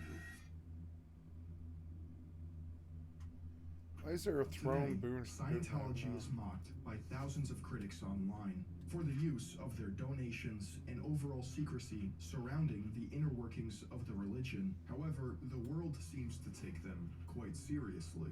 When you have enough money, people listen. Like the millions who tuned in to inadvertently stain their eyes by watching Scientology's $7 million Super Bowl ad. Than armies, than walls or chains, Oh no. than fear or bigotry. This probably got a lot of people too. God damn it. Vanquished ignorance and intolerance and expanded our horizons. It has driven That guy's like snowshoeing through the desert. culture and religion. It's a fire burning within each of us. It's a fire burning Limited potential. in your Take butthole. us further. Push us higher. Listen to this and bring fucking us closer. indoctrination The simple truths that bind that us. aliens came to our planet Since 47 million years 2013, ago and Scientology has infected been us with purchasing brain Super Bowl feedings or whatever they advertisements believe. in a bid to normalize their beliefs. Not everyone who sees one of their ads decides to join. That's why the church has rules in place to combat anyone that disagrees with them. They combat anyone that disagrees with them with policies such as disconnection and attack the attacker. Yeah, well, I think, I guess the first thing I would like to Attack the is attacker. the intro piece. There's no question that there's some controversy surrounding Scientology, but if you want to look at what the real controversy is, there's been stories like this one we saw here for the past 40 years, and yet during that time period, Scientology has continued to grow. In fact, it's 25 times larger today than it was in 1980. I would just like to take up a few of the falsehoods that are in there because I think this explains a lot why you have the controversy. I don't know that Scientology lends itself so well to the press. In this instance, we did agree that we would have your correspondence come in, and in fact, he did have unlimited access to the church. But then you get a piece like this. For instance, something that isn't mentioned in there is that every single detractor on there is part of a religious hate group called Cult Awareness Network and their sister group called American Family Foundation. Now, I don't know if you've heard of these people, but it's the same as the KKK would be with the blacks. I think if you interviewed a neo-Nazi and asked them to talk about the Jews, The you would get a blacks, similar the result to what Jews. you have here. These morally bankrupt, barbaric tactics show that the church has Oh look, I got a measures to new. eliminate dissent Oh no, and well, ensure autonomy yeah, I got a nice over sword, their but I'm just gonna followers, disenchant not to it. mention the fact that they aren't shy to silence you. There are dozens of deaths associated with Scientology. 22 but the silver. most credible Maybe I better are just Ellie sell it. Perkins, who was murdered by her son Jeremy after he sought psychiatric treatment from Scientology. Noah Loddick jumped out of a 10th floor hotel window to his death shortly after taking Scientology courses. And the most publicized, Lisa McPherson, who was held by the church to undergo forced isolation as a means to help a psychotic episode.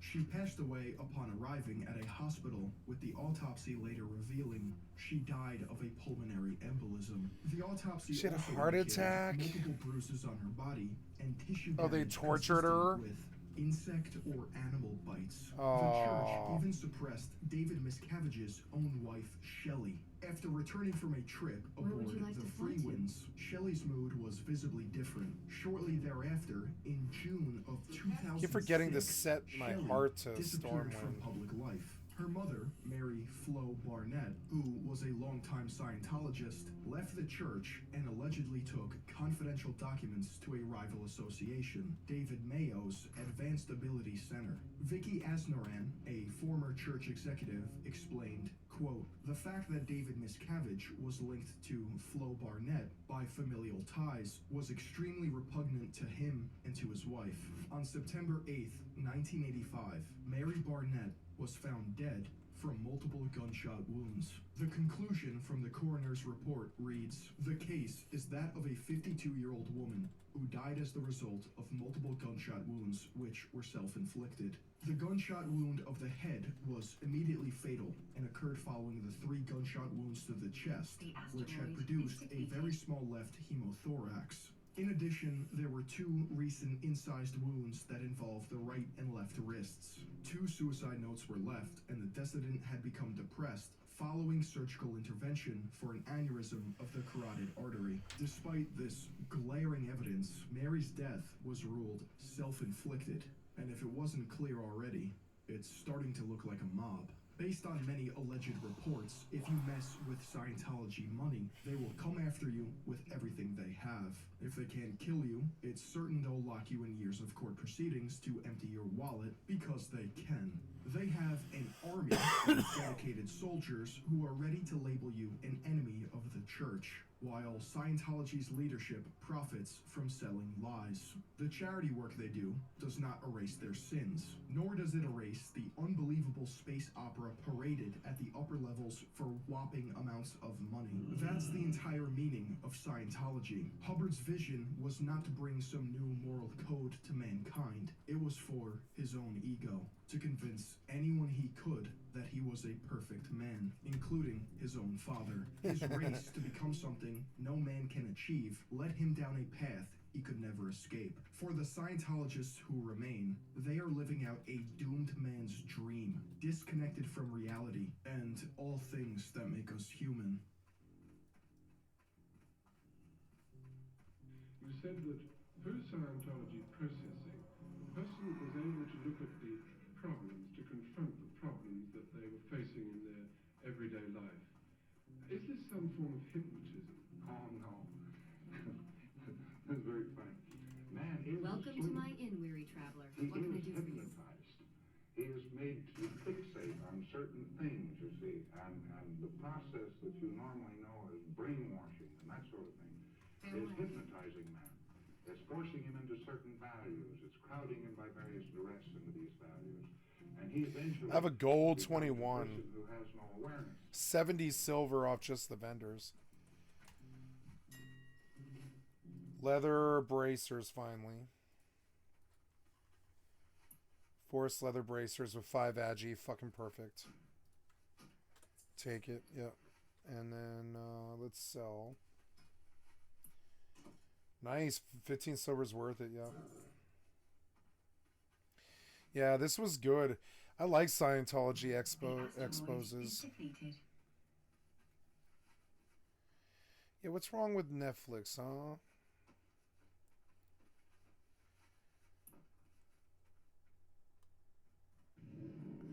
Yeah, let's look at the cult of Mormonism. Under his pants, he is wearing magic underwear. And he believes that a convicted con man got golden tablets that no one else could see and sat with an angel to find out that the original Jews of the Bible were living in North America. What? She's got to stay focused and tight on these curves. Welcome to Utah! Huh?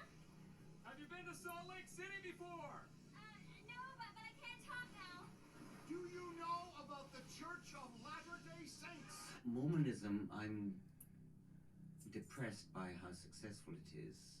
By giving this talk, I don't really value the religious lifestyle or those who choose to live it, but instead I aim to show the importance of allowing each individual to follow the path that makes the most sense to them. I mean that the biblical stories are equally ridiculous, but the difference is we don't know they were written by known con men, but in fact he was a known felon. How exactly did a bored 14-year-old in the 1800s go on to deceive 16 million people worldwide? American prophet Joseph Smith claimed to have found golden plates buried within a hill in upstate New York.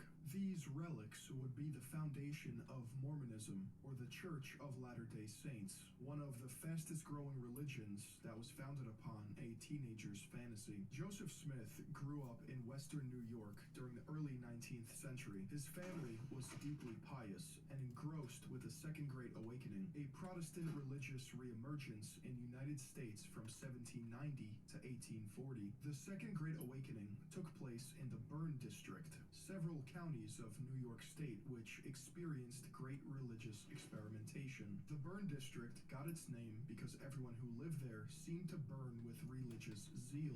Some religions to come out of the Second Great Awakening were the Shakers, also known as the Quakers, the Shakers. Fox Sisters of Hydesville, and the Oneida Society. These rather modern faiths had some strange practices. The Fox sisters would commune with the dead through something known as table rapping. The Oneida Society practiced group I'm back up marriage, to a gold possibly 50. even Jeez. inspiring Mormon polygamy. Though some new religions would fail to produce a large following, others would flourish and evolve into modern denominations. After all, this was an insane time of religious exploration. With a little bit of creativity and dedication, one boy could fool the masses. As a teenager, Joseph attended one or more of these gatherings, but was Maybe I can get conflicted and rings confused. now. He did not know which faith was the correct one. While praying in the woods at the age of 14, Joseph was supposedly visited by two personages, described as God the Father and Jesus Christ. God and Jesus told Joseph not to choose any of the proposed religions, and that contemporary faiths had turned aside from the gospel. Even after speaking with literally God himself, it took another 3 years for Joseph to find his preferred faith. One night in 1823, during his probably 46th prayer of the day, the angel known as Moroni visited Joseph, instructing him to find a divine book consisting of golden plates, the one and only Book of Mormon. However, for 4 years, Joseph was not allowed to take the plates from their resting spot on Cumorah Hill. Apparently, there are 3 exclusive witnesses who saw the angel Moroni, the Book of Mormon, and other holy artifacts: Oliver Cowdery, Martin Harris, and David Whitmer. It's pretty funny because these 3 men circle-jerked Joseph Smith's story, stating that they too had the same vision of golden plates before even meeting each other, but all 3 witnesses would eventually split from Joseph's theology. In fact, Whitmer would go on to start his own denomination. Another 8 witnesses apparently saw and handled these golden plates. I guess Moroni wasn't around that weekend. But again, how are we supposed to believe this when all 8 of the witnesses are members of Smith and Whitmer's families? Early critics of Joseph Smith believed him to be a con man and treasure hunter who traveled to ancient Native American burial grounds in hopes of digging up any sort of valuable items. There was not that much to do in the 1800s. Wow, This I want was that. a common practice among youths to pass We're time. definitely buying Let's give that. them the benefit of the doubt. They really saw the golden plates and the angel Moroni. There were other relics supposedly found with the golden plates. There's my money such going as back the out again. Urim and Thummim, ancient seer stones that Joseph would use to translate the golden plates, and of course the sword of Laban, passed down for generations, which again, no one besides a select few New can gloves, new corroborate. pants. Well, if not, then New this gloves is and where it gets weird, pants. if it wasn't weird already. Because the golden plates found by Smith were written in Reformed Egyptian. This Reformed Egyptian came from the supposed Nephites and Lamanites, 2 civilizations that came from Jerusalem to the Americas before Christ's birth. The Book of Mormon also states another civilization named the Jaredites came to America even earlier, around the time God separated humanity for building the Tower of Babel. Remember, we're just talking about religious scripture here. In keeping with the Mormon tradition that America is a promised land, another belief is that after Jesus' resurrection, he visited North America during an age of war and darkness for the tribes. Due to these conflicts, the Nephites and Jaredites would all die out, leaving only the Lamanites to survive, becoming the ancestors of Native Americans. So the Mormons retconned Native American history. Right. This information is important because Joseph Smith would go on to find the plates written by a man named Moroni. Moroni pledged to both believers and non-believers that if they repent, follow Jesus, and love the Heavenly Father, they can become perfect.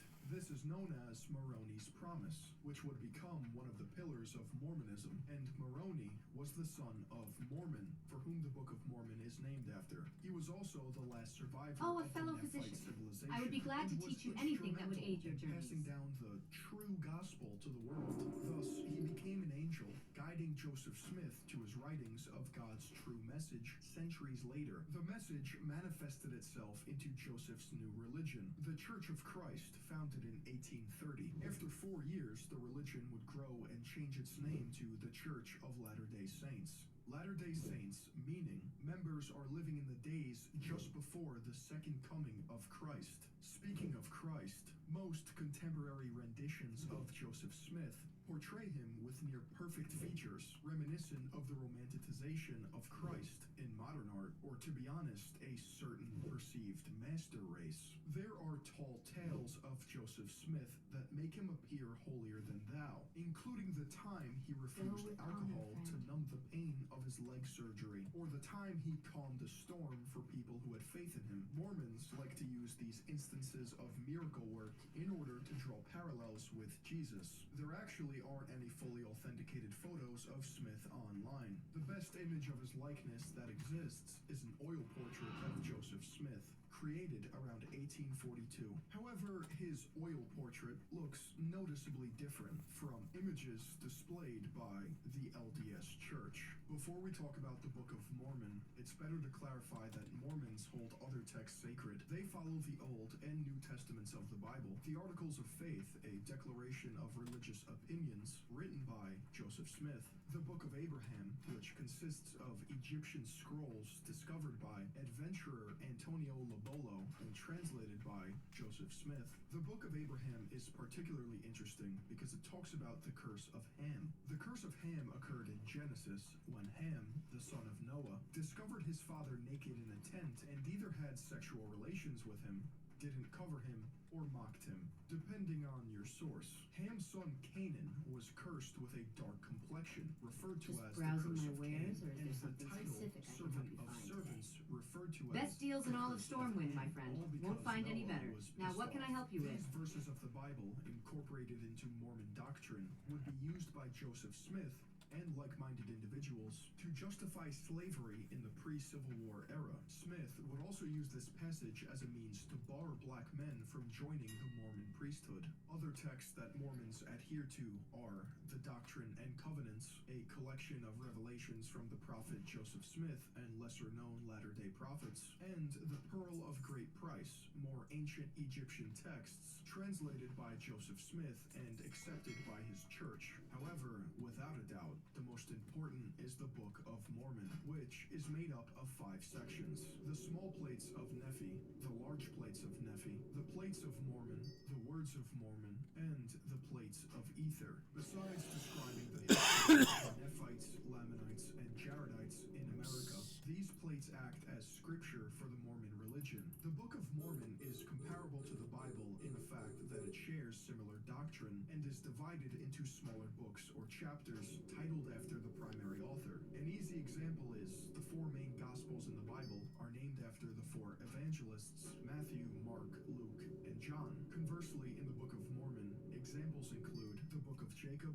the Book of Omni, and the Book of Alma, all named after Israelites who came to America around 1000 BC. Now, are we even certain these people existed? No, because archaeologists have found no evidence of these civilizations in America. Once again, let's give them the generous benefit of the doubt and say these civilizations existed, and that the golden plates hold text of forgotten wisdom. Let's look at some of the Mormon concepts. First off, Mormons hate water. They believe God rebuked all water, and that Satan has total control over rivers, oceans, and lakes. For all we know, this is why Mormons live in Utah, a landlocked, arid state. Besides their lakes, of course, which are apparently evil. One excerpt from the Book of Mormon says, "Behold, I, the Lord, Best deals in all of Stormwind, my friend. Won't find any better. Now, what can I help you with? Of my servant John, I cursed the waters." Best deals in all of Stormwind, my friend. Won't find any better.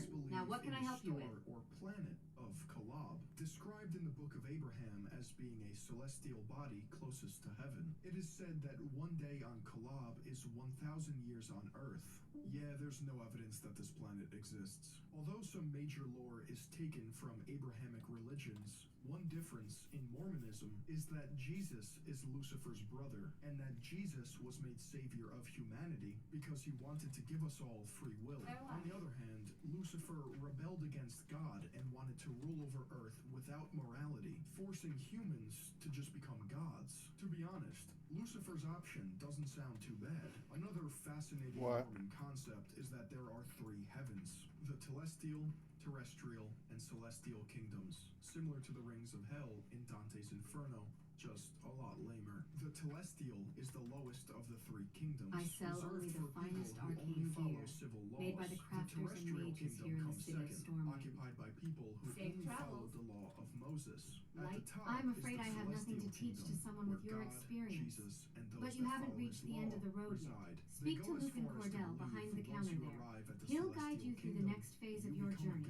So you're telling me Lucifer is cool with just making us gods from the start. Also at the highest level, male Mormon followers partake in endless celestial sex. In order to reach this level of endless sex, Mormons must adhere to strict social tenets. For example, they cannot consume alcohol, tobacco, coffee, or even tea. They are also discouraged from marrying outside their religion, and it's considered a serious sin to have sex before marriage. Some Mormons have creatively devised ways to skirt this specific theological restriction, such as soaking and ATMing. Soaking, defined by the Urban Dictionary, it's when you stick your penis inside the vagina, but you don't move it, you don't thrust or anything, and it's kind of like, it's not really a sin, it's not pretty. While ATMing, on the other hand, can best be explained by popular streamer Cutie Cinderella. ATMing is when, doesn't count as sex, you, as a woman, your pants are down, and the guy takes his dick and he slides it up and down your butt crack until he comes. Like a credit card? ATM. And we call it ATMing. Joseph Smith knew that the best way to preserve Mormonism was to create a cultural fish tank, an echo chamber that had existential consequences if you were to deviate from his cult. I mean truth. The early Mormon church was rife with division. Leaders left on their own accord or were excommunicated, one of which was Oliver Cowdery, one of the three witnesses who found himself on the other end of Joseph Smith's lifelong ego trip. Nowadays, Mormonism is made up of three different sects. Just like Christianity has Protestants and Catholics, Mormonism has the LDS Church, Mormon fundamentalism, and liberal reformist Mormonism. You probably know the LDS Church from their classic door-to-door missionaries, while Mormon fundamentalists are notorious for their polygamy, made popular by Joseph Smith himself.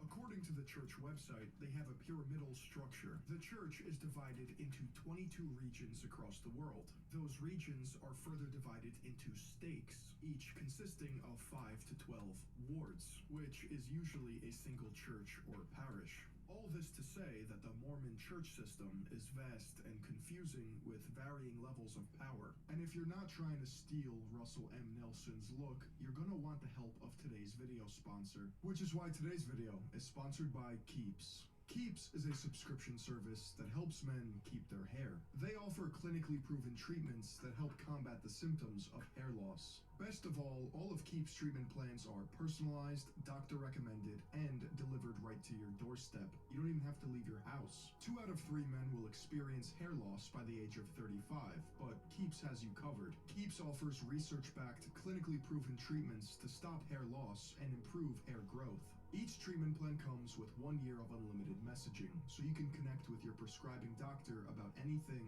anytime. Rest assured that Keeps physicians will help you select the right products and treatments for your specific condition and hair goals. You can also easily subscribe to refill reminders so you never run low on the products that you need to take the best care of your hair. Hair loss stops with Keeps. To get 50% off your first order, go to keeps.com/Philion, or just click the link in the description. That's KEEPS.com/Philion. And thank you to Keeps for sponsoring this video. Besides the main sects, it's well known that Mormonism takes from Abrahamic religions, such as Christianity, Judaism, or Islam. Mormons Mormons even consider themselves Christian, but are they? Mormons hold a good amount of conflicting views with Christianity. For example, they reject the Nicene Creed, which is the statement of faith for Christianity, and they call the Trinity the Godhead. They also have different names for Jesus and God, naming them Jehovah and Elohim respectively. They believe that God was once a man on another planet, born to an unknown god and goddess, before being exalted to godhood himself. One Mormon ceremony, similar to Christianity's baptism, is posthumous baptism, where someone is baptized as proxy on behalf of an already deceased same-sex person. This was a practice done during the time of Paul the Apostle, around 50 AD, restored by the LDS Church, and is one such ceremony or ordinance that can only be performed at a Mormon temple, not a Mormon church. Mormon temples are reserved for ordinances that involve eternal significance, such as marriage, baptisms, or an endowment. An endowment is a two-part ordinance, which again is just their word for ceremony, in which a Mormon takes on a new name and receives temple garments, which is basically underwear that they must wear at all times throughout their life. And here's Cutie Cinderella explaining these garments from her own perspective. You're supposed to wear garments, and garments are special blessed underwear that would go to about here? No, here. About here. About here in length. The That asteroid you wear under is your clothes at all depleted. time. And about here in Here. this neckline. Bodysuit. The second part of the ordinance is known as the second anointing, where men and women are exalted to kings, queens, priests, or priestesses in the afterlife. These ordinances are supposedly sworn.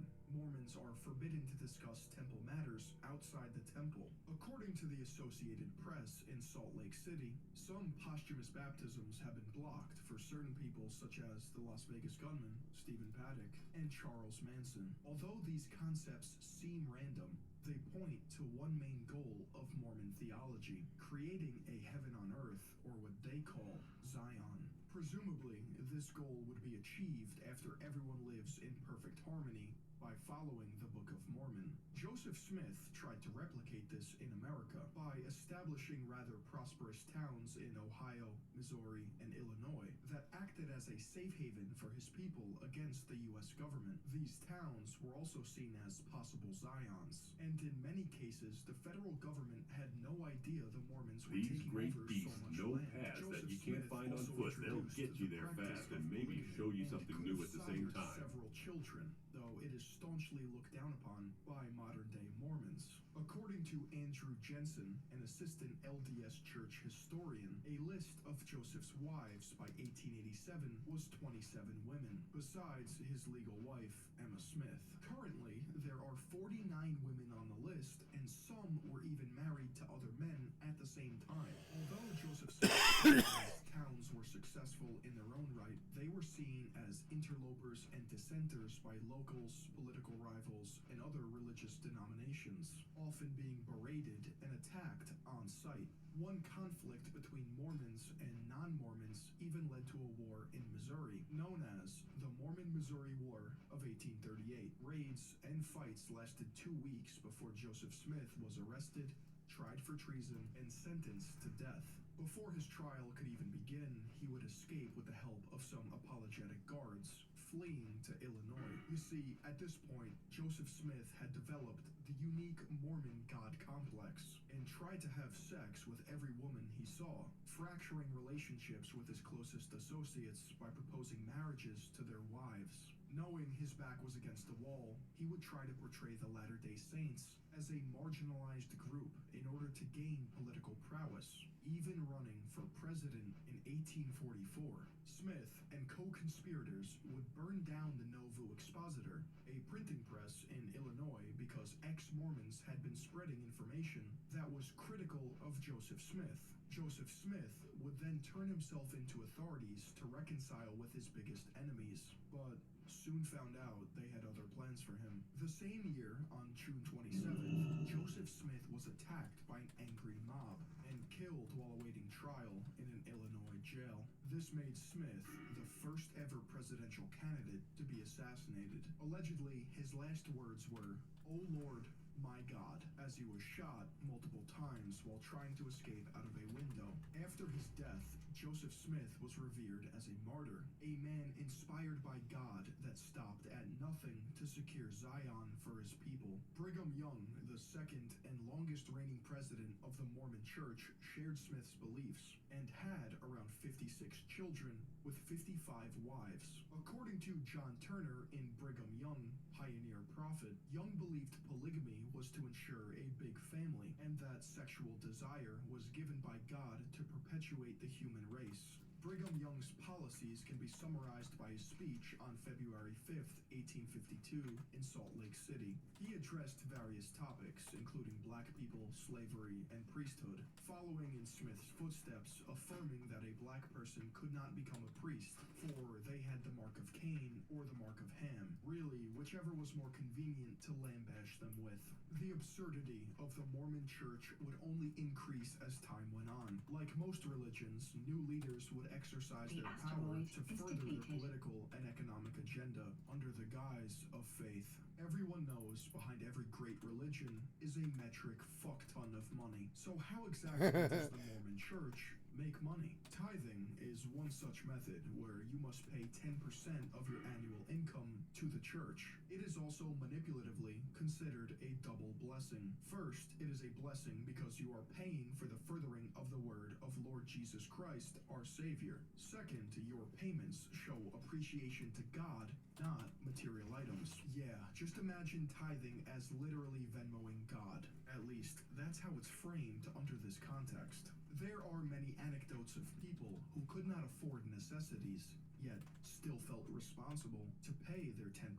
A whistleblower from Ensign Peak Advisors, the financial institution linked with Mormonism, said the church has accumulated approximately $100 billion in assets. This is just one account that was made public. Shockingly enough, the whistleblower later asserted that the church did not use its funds properly. The revenue was not used for charitable purposes, and it was instead being used for ventures that were considered for profit, just as Jesus intended, right? The Mormon Church is also known to use volunteer work in order to save money on expenses, with estimates of nearly 100,000 volunteers per year working on behalf of Mormonism. This can be seen as a smart business decision or just another way to keep money in the church's pocket. So let's get this straight. They have gargantuan investment accounts, use free labor, and are tax exempt. Sadly, these methods don't even scratch the surface of their master plan. Similar to billion-dollar corporations like McDonald's, the Mormon Church realizes that the one true way to create an empire is through real estate. So they are constantly buying vast acres of land all across the United States. In an article titled 210 million sale of prime Washington farmland to LDS Church approved by Anna King, the article explains how 18,000 acres were bought by the LDS Church, even outbidding Bill Gates to use for planting and harvesting wheat. Here's one for you. The Mormon Church is even Florida's largest private landowner, after a deal to I've buy heard this before. 400,000 acres got greenlit. In fact, the LDS Church owns 2% of Florida. The LDS Church schemes don't end there. They plan on building a city on their Deseret Ranch for 500,000 people by the year 2080. At the moment, it's home to 44,000 cattle, which is the largest cow-calf ranch in the United States. Deseret ranches and their subsidiaries are also for-profit organizations. As Mormonism advances through the 21st century, it's fun to look at how they are mentioned in pop culture. Mormons have been portrayed in a variety of performances, ranging from Space Jam in 1996 to the Book of Mormon musical on Broadway. For the most part, Mormons are seen in a satirical light, which does not offend members of the LDS Church. However, their perceived tolerance of criticism is contrasted by Mormon campaigns that are inseparable from corporate monologues.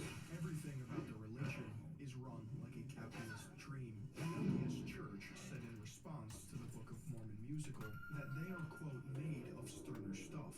The church may believe some adaptations are lighthearted, but others are deemed essentially lazy. For example, the church has significant problems with HBO's Big Love, starring Bill Paxton as Bill Erickson, a modern polygamist with 3 wives and 7 children. The family is often described as being Mormon adjacent, which drew the attention of the LDS Church. They may not present themselves as explicitly Mormon, but their behavior and lifestyle matches with Mormon fundamentalism. They also live in Salt Lake City, the HQ of the LDS Church. To combat shows like Big Love, the LDS Church reiterates the fact that polygamy is banned in the United States. It is interesting, though, that the majority of Mormons live in Utah, and just recently, in 2020, the Utah House and Senate reduced the punishment for consensual polygamy from a felony charge to basically a traffic ticket. Without a doubt, one of the funniest pop culture references to Mormonism is in South Park. A Mormon family moves from Utah to South Park and becomes the proverbial talk of the town.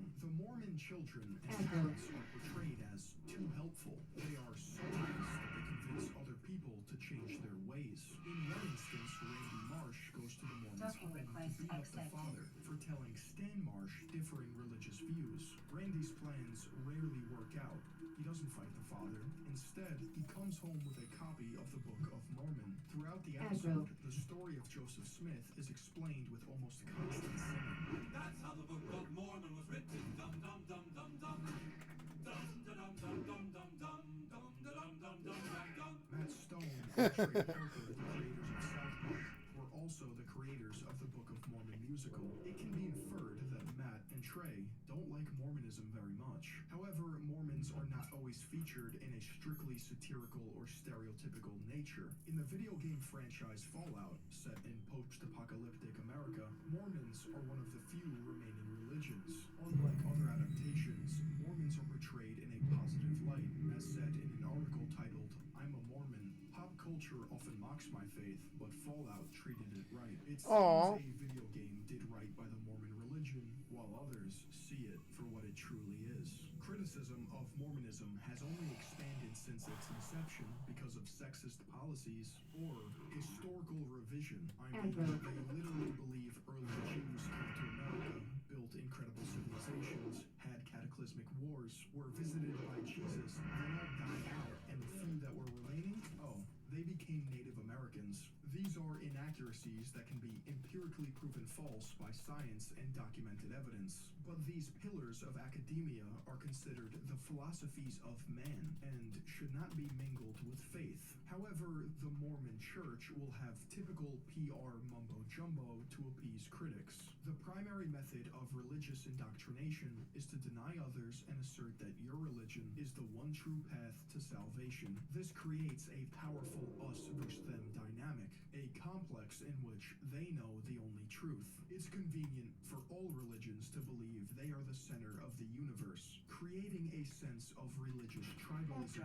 where they are right and everyone else is wrong. Regardless if non-believers are thought of as proverbial sheep who have lost their way, I can't help but think that they are treated as blank templates, ready for layers of cultural brainwashing with the sole purpose of advancing a religion. I felt deep frustration at the church's claim to have a monopoly over the fullness of truth.